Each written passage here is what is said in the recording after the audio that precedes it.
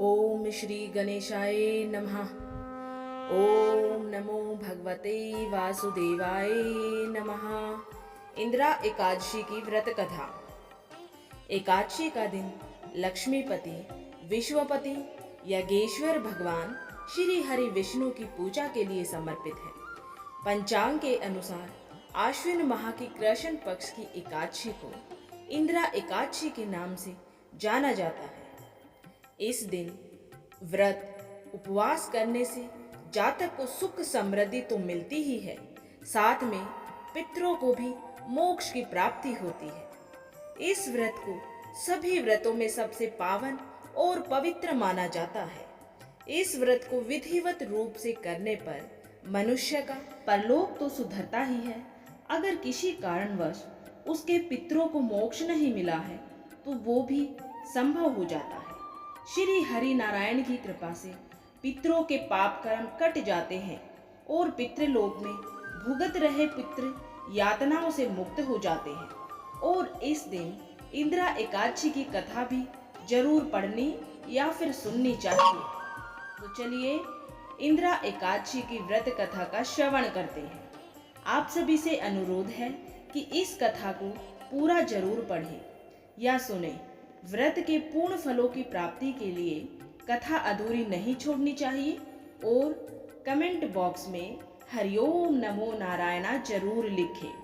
चलिए अब आप सभी इंदिरा एकादशी की व्रत कथा का रसपान कीजिए। धर्मराज युधिष्ठिर ने कहा कि हे भगवान, मैंने भाद्रपद शुक्ल एकादशी या पाशर्व एकादशी के बारे में बहुत कुछ सुना है।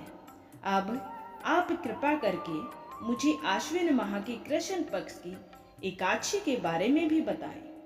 इस एकादशी का व्रत विधान और नाम क्या है? इसका व्रत करने से किन फलों की प्राप्ति मिलती है और क्या लाभ मिलता है? श्री कृष्ण भगवान ने कहा कि आश्विन कृष्ण पक्ष की एकादशी इंदिरा एकादशी कहलाती है। ये एकादशी पापों को नष्ट करती है और पितरों को पाप से छुटकारा दिलाती है। हे राजन, आप अब इस कथा का ध्यान पूर्वक श्रवण कीजिए। इसके श्रवण मात्र से ही वाजपेयी यज्ञ के बराबर फल मिलता है। इंदिरा एकादशी की कथा के अनुसार प्राचीन काल में सतयुग के समय महिष्मति नाम की एक सुंदर नगरी में इंद्रसेन नाम का एक प्रतापी राजा धर्मपूर्वक अपनी प्रजा का पालन करते हुए शासन करता था। वह राजा पुत्र पौत्र और धन आदि से संपन्न और विष्णु का परम भक्त था।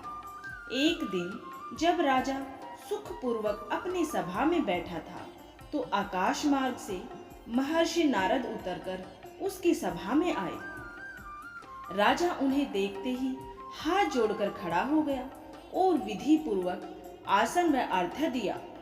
सुख से बैठाकर मुनि ने राजा से पूछा कि हे राजन, आपके सातों अंग कुशल पूर्वक तो है, तुम्हारी बुद्धि धर्म में और तुम्हारा मन विष्णु भक्ति में तो रहता है। देवर्षि नारद की ऐसी बातें सुनकर राजा ने कहा, हे महर्षि, आपकी कृपा से मेरे राज्य में सब कुशल है तथा मेरे यहाँ यज्ञ कर्मादि सुकृत हो रहे हैं। आप कृपा करके अपने आगमन का कारण कहिए।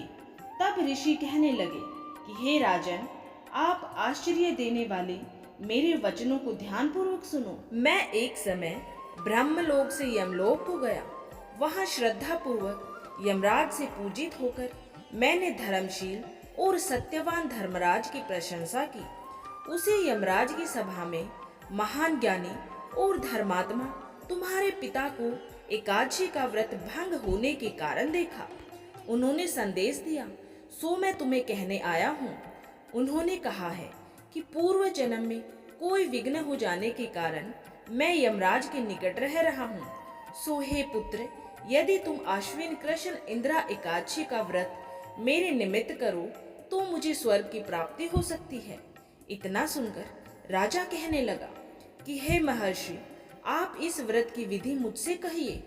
नारद जी कहने लगे, आश्विन माह के कृष्ण पक्ष की दसवीं के दिन प्रातःकाल श्रद्धा पूर्वक स्नानादि से निवृत्त होकर पुनः दोपहर को नदी आदि में जाकर स्नान करें। फिर श्रद्धा पूर्वक पितरों का श्राद्ध करें और एक बार भोजन करें। प्रातःकाल होने पर एकादशी के दिन दातुन आदि करके स्नान करें।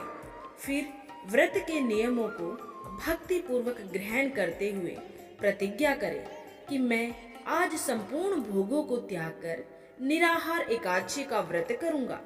हे अच्युत, हे पुंडरीकाक्ष, मैं आपकी शरण में हूँ, आप मेरी रक्षा कीजिए। इस प्रकार नियम पूर्वक शालिग्राम की मूर्ति के आगे विधि पूर्वक श्राद्ध करके योग्य ब्राह्मणों को फलाहार का भोजन कराएं और दक्षिणा भी दें।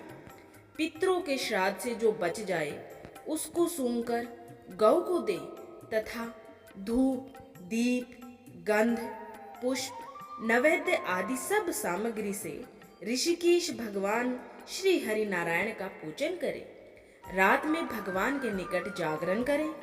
इसके पश्चात द्वादशी के दिन प्रातः काल होने पर भगवान का पूजन करके ब्राह्मणों को भोजन कराएं। भाई बंधुओं, स्त्री और पुत्र सहित आप भी मौन होकर भोजन करें।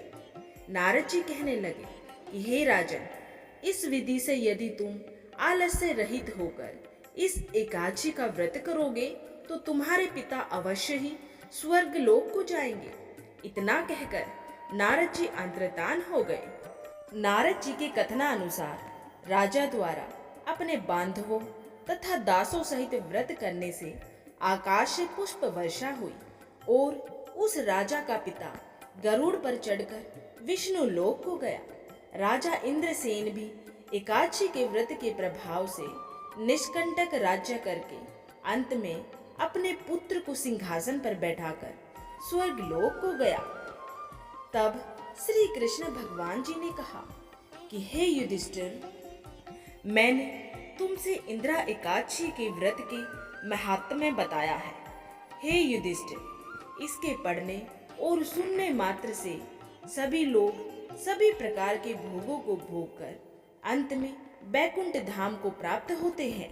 इस प्रकार से इंदिरा एकादशी की व्रत कथा संपूर्ण हुई। बोलिए श्री हरि नारायण भगवान की जय। ओम नमो भगवते वासुदेवाय नमः। अगर आप सभी को इंदिरा एकादशी की ये पावन व्रत कथा पसंद आई है और वीडियो अच्छी लगी है तो वीडियो को ज़्यादा से ज़्यादा लाइक करें और औरों को भी शेयर करें ताकि दूसरे लोग भी कथा सुन सके।